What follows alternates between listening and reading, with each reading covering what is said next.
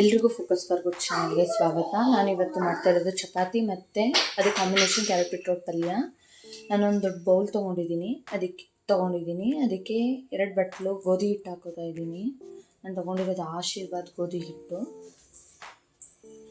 ಅದಕ್ಕೆ ಸ್ವಲ್ಪ ರುಚಿಗೆ ತಕ್ಕಷ್ಟು ಉಪ್ಪಿನ ಪುಡಿ ಮತ್ತು 1 ಸ್ಪೂನಷ್ಟು ಎಣ್ಣೆ ಎರಡನ್ನೂ ಮಿಕ್ಸ್ ಮಾಡಿಕೊಂಡು ಅದಕ್ಕೆ ಸ್ವಲ್ಪನೇ ನೀರು ಹಾಕ್ಕೊಂಡು ಕಲಿಸ್ಕೋಬೇಕು. ಎಲ್ಲ ಮಿಕ್ಸ್ ಮಾಡ್ಕೊಳ್ಳಿ. ಇದನ್ನು ಚೆನ್ನಾಗಿ ಮಿಕ್ಸ್ ಮಾಡಿಕೊಂಡು ಸ್ವಲ್ಪನೇ ತಣ್ಣೀರು ಹಾಕ್ಕೊಂಡು ಕಲಿಸ್ಕೋಬೇಕು.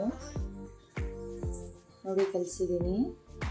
ಸಾಫ್ಟಾಗಿ ಬಂದಿದೆ. ಇದು ಈ ಹದ ಇದ್ದರೆ ಸಾಕು, ಚಪಾತಿ ತುಂಬ ಸಾಫ್ಟಾಗಿ ಬರುತ್ತೆ. ಇವಾಗ ಕಲಿಸಿದ್ದೀನಿ. ಇದಕ್ಕೆ ಸ್ವಲ್ಪ 1-2 ಸ್ಪೂನ್ ಎಣ್ಣೆ ಹಾಕ್ಕೊಂಡ್ಮೇಲೆ ಚೆನ್ನಾಗಿ ನಾದ್ಬಿಟ್ಟು ರೆಸ್ಟ್ ಮಾಡೋಕ್ಕೆ ಇಡಬೇಕು. ಅದನ್ನು ಒಂದು 5-10 ನಿಮಿಷ. ಆವಾಗಲೇ ಚಪಾತಿ ಚೆನ್ನಾಗಿ ಬರೋದು. ಒಂದು 5 ನಿಮಿಷ ರೆಸ್ಟ್ ಮಾಡೋಕ್ಕೆ ಇಡಬೇಕು ಅದನ್ನು ಮಿನಿಮಮ್ಮು. ನೆಕ್ಸ್ಟ್ ಬೀಟ್ರೋಟ್ ಪಲ್ಯಕ್ಕೆ ಈರುಳ್ಳಿ ಕಟ್ ಮಾಡಿಟ್ಟಿರೋ ಈರುಳ್ಳಿ, ಮೆಣಸಿನ್ಕಾಯಿ, ಕರಿಬೇವು ಮತ್ತು ತುರಿದಿಟ್ಟಿರೋ ಕ್ಯಾರೆಟು ಬೀಟ್ರೋಟು. ಈಗ ಒಂದು ಕಡೆ ಬಾಣಲಿ ಇಟ್ಕೊಂಡು 2 ಸ್ಪೂನ್ ಎಣ್ಣೆ, ಅದಕ್ಕೆ ಕಟ್ ಮಾಡಿಟ್ಟಿರೋ ಮೆಣಸಿನ್ಕಾಯಿ, ಈರುಳ್ಳಿ, ಒಂದು ಮೀಡಿಯಮ್ ಸೈಜ್ ಈರುಳ್ಳಿ ಕಟ್ ಮಾಡಿಟ್ಟಿದ್ದೀನಿ, ಮತ್ತು ಸ್ವಲ್ಪ ಕರಿಬೇವು. ಅದು ಸ್ವಲ್ಪ ಬಾಡಿದ್ಮೇಲೆ ಸ್ವಲ್ಪ ತುರಿದಿಟ್ಟಿರೋ ಕ್ಯಾರೆಟ್ ಮತ್ತು ಬೀಟ್ರೋಟ್. ಬರೀ ಬೀಟ್ರೋಟಲ್ಲೂ ಮಾಡ್ಕೋಬೋದು.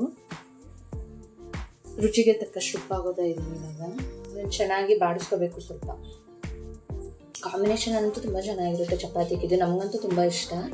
ಈಗ ಕಲಸಿಟ್ಟಿರೋ ಈಗ ಒಂದು 5 ನಿಮಿಷ ಆಗಿದೆ ಕಲಸಿ. ಇವಾಗ ನೋಡಿ ಕಲಸಿಟ್ಟಿರೋ ಚಪಾತಿ ಎಷ್ಟು ಸಾಫ್ಟಾಗಿ ಬಂದಿದೆ ಅಲ್ವಾ.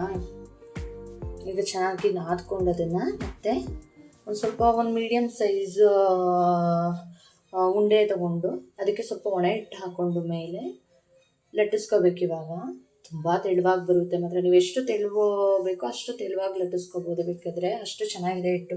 ನೋಡಿ ಈ ಹದದಲ್ಲಿ ಮಾಡ್ಕೋಬೇಕು ನೀವು ಚಪಾತಿನ. ಈಗ ಒಂದು ಕಡೆ ತವಾ ಕಾಯಿಸಿಟ್ಟಿದೆ. ಅದಕ್ಕೆ ಲಟ್ಟಿಸಿರೋ ಚಪಾತಿ ಹಾಕ್ಕೊಂಡು ಸ್ವಲ್ಪ ಎಣ್ಣೆ ಹಾಕೋತಾ ಇದ್ದೀನಿ. ಡ್ರೈ ಚಪಾತಿ ಬೇಕಾದರೂ ಮಾಡ್ಕೋಬೋದು. ಇವಾಗ ಎಣ್ಣೆ ಹಾಕೋತಾ ಇದ್ದೀನಿ. ಎಣ್ಣೆ ಹಾಕ್ಕೊಂಡು 2 ಕಡೆ ಚೆನ್ನಾಗಿ ಬೇಯಿಸ್ಕೊಳ್ಳಿ. ಎಷ್ಟು ಚೆನ್ನಾಗಿ ಬಂದಿದೆ ಚಪಾತಿ. ಮಾತ್ರ ರೌಂಡಾಗಿ ಬಂದಿಲ್ಲ, ಯಾವುದ್ಯಾವುದೋ ಶೇಪಲ್ಲಿ ಹೋಗಿದೆ. ರುಚಿ ಮುಖ್ಯ ಅಲ್ವಾ. ಬೀಟ್ರೋಟ್ ಪಲ್ಯ ಆಗಿದೆ. ಅದ್ರ ಕಾಂಬಿನೇಷನ್ ಪ್ಲೇಟಿಗೆ ಸರ್ವ್ ಮಾಡ್ಕೊಂಡಿದ್ದೀನಿ ನೋಡಿ. ಚಪಾತಿ ಮತ್ತು ಕ್ಯಾರೆಟ್ ಬೀಟ್ರೋಟ್ ಪಲ್ಯ. ಒಂದು ಸಲ ಟ್ರೈ ಮಾಡಲೇಬೇಕು.